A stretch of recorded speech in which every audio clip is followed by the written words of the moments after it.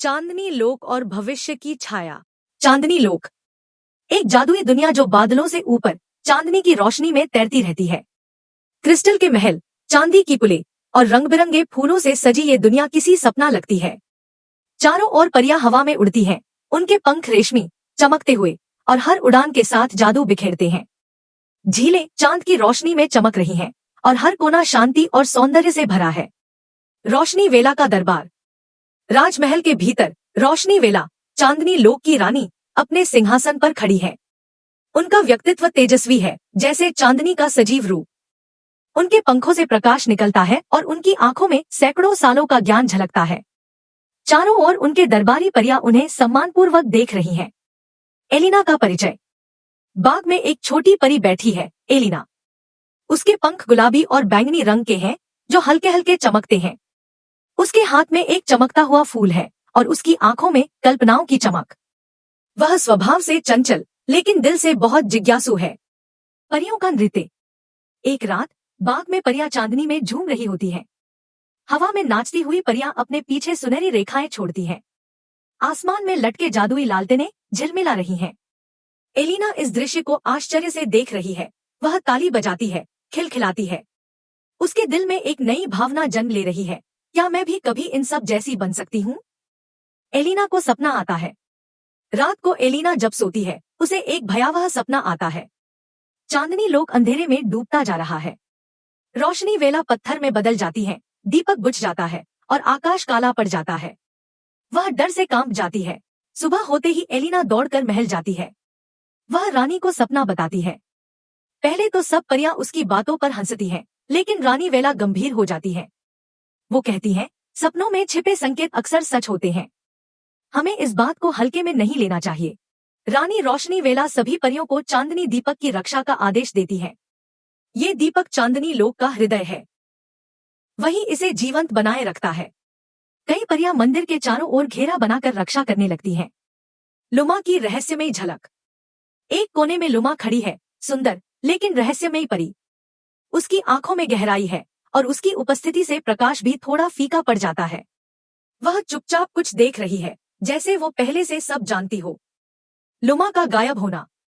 अगली सुबह जब रानी लुमा को बुलवाती है, तो वह महल में नहीं मिलती। उसका कमरा खाली है, दरवाजे खुले हैं और जमीन पर सिर्फ एक बैंगनी पंख गिरा है। चांदनी दीप बुझना। जैसे ही लुमा गायब होती है, उसी क्षण चांदनी दीपक की लौ कांपती है और एकाएक बुझ जाती है। चारों ओर अंधकार छा जाता है। मंदिर की चमक फीकी पड़ जाती है। रानी पत्थर बन जाती है। रानी वेला अपने महल में खड़ी होती है। तभी अचानक उनका चेहरा पीला पड़ जाता है। वो धीरे धीरे पत्थर में बदलने लगती हैं। परियां चीखती हैं और एलिना दौड़ती है, लेकिन देर हो चुकी होती है। रोशनी वेला अब सिर्फ एक पत्थर की मूर्ति बन चुकी होती है। चांदनी लोक की अंतिम परी, भूलों की घाटी और नींद के यक्ष। चांदनी लोक में अंधकार। चांदनी लोक अब वैसा नहीं रहा। रोशनी वेला की मूर्ति पत्थर में बदलकर चुपचाप खड़ी है। महल की क्रिस्टल दीवारें अब बुझी हुई हैं। चांदनी दीप की लौ अब सिर्फ एक स्मृति है। फूल मुरझा गए हैं और परियों के पंखों से चमक जैसे रूठ गई हो। एलिना महल के प्रांगण में खड़ी रानी की मूर्ति की ओर देख रही थी। उसकी आंखों में आंसू थे, पर चेहरा दृढ़। उसके मन में अब सिर्फ एक ही बात थी, रोशनी को वापस लाना है। एलिना का प्रण। मैं डरती हूं, पर रुक नहीं सकती, उसने धीरे से कहा। पीछे से दो परियां सामने आईं, भूलों की घाटी की ओर। तीनों परियां अब आकाश में उड़ रही थी। धुंध के बीच एक रहस्यमयी घाटी दिखाई दी, भूलों की घाटी। भूलों की घाटी का जादू। ये घाटी सपनों जैसी थी, जहां फूल हवा में तैर रहे थे, रंग बदलते थे और शब्दों जैसे आकार बनाते थे। नींद के यक्ष का आगमन। अचानक घाटी की धुंध गाढ़ी हो गई। उसके बीच से निकला एक विशाल आकार, नींद का यक्ष। वह अधखुली आंखों वाला, बादलों जैसी दाढ़ी और तारे जड़े मुकुट में सजा हुआ था। एलिना की परीक्षा। एक एक कर इल्यूशंस उभरने लगे, उल्टी सीढ़ियां, आकाश में बगीचे और एलिना की ही परछाइयां। एक माया जैसी परी अचानक बोल पड़ी, अब लौट चलो, तुम बहुत छोटी हो। पर एलिना रुकी नहीं। वह बढ़ती रही, अपने दिल में एक विश्वास लिए। मूल्यांकन का क्षण। अंत में यक्ष ने उसे रोशनी वेला का प्रतिबिंब दिखाया। वह कहती दिखी, तुम थक चुकी हो, अब लौट जाओ, बाकी मैं संभाल लूंगी। एलिना के हाथ में उसका हार चमकने लगा। नहीं रानी मां, अब यह जिम्मेदारी मेरी है। उसके पंख अचानक चमक उठे, जैसे आकाश ने उसे स्वीकार कर लिया हो। यक्ष का आशीर्वाद। यक्ष मुस्कुराया। उसकी भारी आवाज अब कोमल हो गई। सत्य की पहचान केवल हृदय कर सकता है। उसने एलिना को एक तारा बीज दिया, एक चमकती हुई रोशनी की बूंद। उसी क्षण घाटी फिर से खिल उठी। जहां परियां वर्षों से नींद में थी, वे जागने लगी। एक छोटी परी एलिना का हाथ पकड़कर बोली, तुम आई हमें याद दिलाने। वापसी की उड़ान। अब एलिना के पंख और भी चमक रहे थे। उसकी आंखों में डर की जगह दृढ़ता थी। वह माया और नीला के साथ वापस चांदनी लोक की ओर लौट चली। उसकी अंजलि में अब एक उम्मीद थी, एक तारा बीज जो रोशनी ला सकता था। पर आगे रास्ता और कठिन था, क्योंकि अब उन्हें जाना था रात्रि नदी और छाया महल की ओर। रात्रि नदी और छाया महल, अंधकार की ओर यात्रा। चांदनी लोक का आकाश अब भी फीका था, लेकिन एलिना के पंखों में नया उजास था। तारा बीज अब उसके हार में झिलमिला रहा था और उसकी आंखों में उद्देश्य की चमक थी। नीला और माया उसके साथ उड़ रही थी और सामने था रात्रि नदी। यह नदी सितारों से खाली आकाश के नीचे बहती थी, पर फिर भी उसमें हल्की जुगनुओं जैसी चमक थी। काली नाव और नाविक की परछाई। नदी के एक कोने पर एक लंबी काली नाव उनका इंतजार कर रही थी। उसमें एक रहस्यमयी नाविक खड़ा था। उसका चेहरा हुड के नीचे छिपा था, बस आंखें चमक रही थी। उसके चारों ओर धुंध गहराती जाती थी। नाव में बैठते ही हवा और भी भारी लगने लगी। भ्रम और भय की लहरें। जैसे जैसे नाव बहती गई, नदी में गहराई और धुंध बढ़ती गई। पानी के नीचे से परियों की परछाइयां, बुझते तारे और अंधेरे जीव उभरने लगे। एलिना सामने खड़ी थी। हाथ में उसका हार था, जो अब हल्का हल्का चमक रहा था। उसकी सांसें गहरी थी, पर उसके पंख और भी तेज चमक रहे थे। छाया महल का प्रथम दृश्य। अचानक धुंध हट गई और सामने उभरा छाया महल। काले टेढ़े पत्थरों से बना यह महल अंधकार में भी खड़ा था, जैसे समय को चीरता हो। उसके बुर्जों पर काली झंडियां लहरा रही थी और जादुई बैंगनी रोशनी खिड़कियों से बाहर आ रही थी। भ्रमित गलियारों में महल के अंदर की दीवारें ठंडी और जिंदा लगती थी। हर गलियारा बदलता था, दीवारें खिसकती, रास्ते घूमते और हर शीशे में एलिना को अलग रूप दिखता। कहीं डरती हुई एलिना, कहीं क्रोधित, कहीं हंसती, जैसे ये महल उसकी भावनाओं का इम्तिहान ले रहा हो। लुमा की पहली झलक। अंधेरी सीढ़ियों के अंतिम छोर पर लुमा खड़ी थी। वह अब पहले जैसी मासूम नहीं थी। उसके पंख गहरे बैंगनी हो चुके थे, बाल काले बादलों जैसे बहते और उसकी आंखों में रोशनी के पीछे छाया का दबदबा था। वह बिना बोले नीचे देखती रही। एलिना ने धीरे से कहा, लुमा, वापस आ जाओ। टकराव और सच। लुमा ने कुछ नहीं कहा, बस हाथ उठाया और एक चमकती जादुई दीवार एलिना और उसके बीच बन गई। तुम मुझे नहीं समझ सकती, लुमा बोली, मैंने चुना है छाया को। पीछे टूटे हुए जादुई गोले हवा में तैर रहे थे। ये वही थे जो कभी चांदनी लोक की शक्ति थे। छाया शक्ति की जड़। एलिना, माया और नीला अब महल के हृदय में पहुंचे, जहां एक काली धड़कती हुई जादुई गेंद थी। उसे काली बेलों ने जकड़ा हुआ था और वह चांदनी लोक की रोशनी को धीरे धीरे निगल रही थी। लुमा उसके सामने खड़ी थी। उसके चेहरे पर द्वंद्व था। एलिना का बलिदान। एलिना आगे बढ़ी। उसके हार में झिलमिलाता तारा बीज अब तेज चमक रहा था। उसने अपना हार निकाला और उसे उस काली शक्ति में डाल दिया। अचानक एक जबरदस्त प्रकाश फैला, जैसे दिन चिल्ला उठा हो। लुमा चीख पड़ी। उसकी आंखों से आंसू बह निकले। उसकी पंख अब हल्के बैंगनी हो रहे थे। वो घुटनों पर गिर पड़ी। मैं वापस आना चाहती थी। प्रकाश की वापसी। छाया महल टूटने लगा। उसकी दीवारें जादुई धुंध में बदलती गईं। नदी के ऊपर आकाश अब फिर से तारों से भर गया। नाविक चुपचाप देख रहा था। लुमा अब शांत थी। जैसे उसके अंदर की लड़ाई अब थम गई हो। एलिना ने आकाश की ओर देखा। जैसे रोशनी वेला की मुस्कुराहट उसे महसूस हुई। तारों की सभा और अंतिम शक्ति। तारों के बीच नई उड़ान।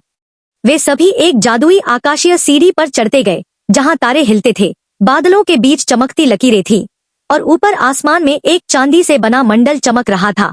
तारों की सभा। सभा का दिव्य प्रांगण। एक गोल चांदी की छतरी के नीचे सैकड़ों तारा आत्माएं और प्राचीन परी संरक्षक एकत्र थे। चारों ओर हवा में टिमटिमाती रेखाएं थी, जैसे आकाश खुद संगीत बन गया हो।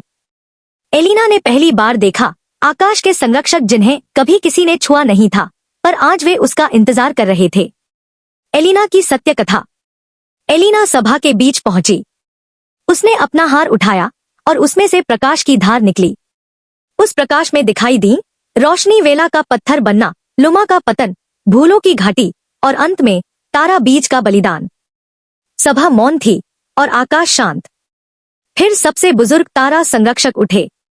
उन्होंने एक छोटा उज्जवल ताज उठाया और उसे एलिना के सिर पर रखा।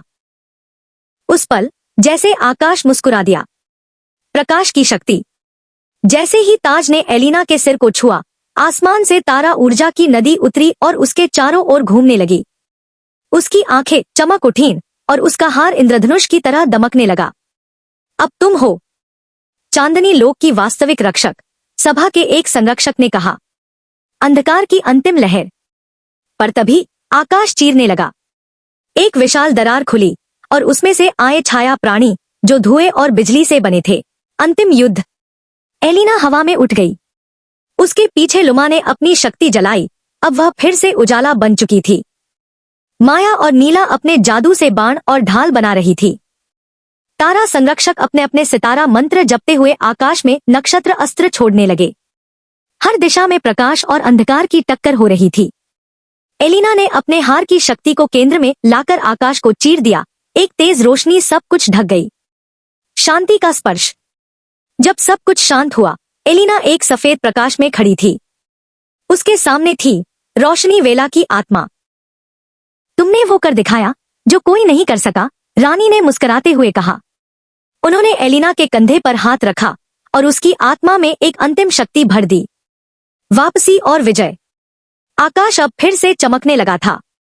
छाया बंद हो चुकी थी। सभा फिर से पूर्ण थी। लुमा अब पूरी तरह शांत और मुक्त दिख रही थी। एलिना नीचे उतरी। अब वो केवल एक परी नहीं रही। अब वो थी चांदनी लोक की अंतिम शक्ति की रक्षक। चारों ओर परियां, तारा संरक्षक और पूरा आकाश सिर्फ रोशनी में डूबा हुआ था। चांदनी दीप की वापसी। नया सवेरा, नया उजास। आकाश अब फिर से मुस्कुरा रहा था। चांदनी लोक, जो अंधकार से थरथराता था, अब धीमे धीमे अपनी रोशनी लौटा रहा था। महल के क्रिस्टल बुर्ज चमकने लगे थे और हवा में फिर से वो मीठी जादुई सरसराहट गूंजने लगी थी। एलिना अब हवा में तैर रही थी। उसके पंख एक नई ऊर्जा से भरे हुए थे। लुमा अब उसके साथ थी, बदली हुई, शांत और फिर से उजाले से जुड़ी हुई। माया और नीला, उसकी सबसे करीबी सखिया, अब नए आत्मविश्वास के साथ साथ चल रही थी। टूटा दीप, मौन मंच। वे सभी चांदनी दीप के पास पहुंचे, वह दिव्य स्थान जहां से कभी रोशनी वेला ने लोक को उजाला दिया था। पर अब वो दीप टूटा पड़ा था। चांद के पत्थर फट गए थे और बीच का चक्र बुझ चुका था। एलिना चुपचाप घुटनों के बल बैठ गई और अपना हार, जिसमें तारा बीज की शक्ति थी, दीप के केंद्र में रख दिया। तारों की पुकार। आकाश अचानक बदल गया। सारे नक्षत्र घूमे और एक सीधी रेखा बनाकर एलिना के हार की ओर प्रकाश की नदी भेजी। जैसे ही वो रश्मि दीप से टकराई, पूरी भूमि कांप उठी। एलिना की आंखें चमकने लगी। वो हवा में उठी और उसका शरीर अब एक नए प्रकाश में नहाया हुआ था। रोशनी वेला की वापसी। जैसे जैसे दीप की दरारें जुड़ती गईं, आकाश से एक ज्योति उतरने लगी। धीरे धीरे एक आकृति बनी, रोशनी वेला की। उनका चेहरा शांत, पंख रोशन, और उनके चारों ओर चांद की ठंडी रोशनी लहरा रही थी। जैसे ही वे प्रकट हुईं, सारे लोक की परियां हवा में झुक गईं। तुमने दीप की लौ को फिर से जलाया, एलिना, रानी ने मुस्कुराते हुए कहा। नई रक्षक की ताजपोशी। रानी वेला ने अपना चंद्रकार राजदंड एलिना को सौंपा। अब यह दीप तुम्हारा है और इसके साथ यह लोक भी, उन्होंने कहा। एलिना अब केवल एक परी नहीं रही, वह बन गई थी चांदनी लोक की नई रक्षक, दीप की अंतिम ज्वाला। एलिना ने अपने दोनों हाथ ऊपर उठाए। दीप अब पूर्ण था। उसने अपने नए चंद्रदंड से एक हल्की स्पर्श किया और वह दीप फिर से जल उठा। एक तीव्र पर शांत प्रकाश पूरी भूमि में फैल गया। अंतिम दृश्य, चुपचाप एक शुरुआत। लुमा उसके पास आई। दोनों ने एक दूसरे की ओर देखा, अब बिना कोई शब्द बोले समझते थे। तभी आकाश से एक चमकदार छोटी रोशनी गिरी और एलिना की हथेली में आकर बैठ गई। वो थी एक नवजात तारा। अब ये युग तुम्हारा है, लुमा ने कहा। समाप्त। जहां एक दीप बुझा था, वहां 100 तारे उगे। एलिना अब सिर्फ अंतिम परी नहीं, बल्कि नई शुरुआत की पहली रेखा थी।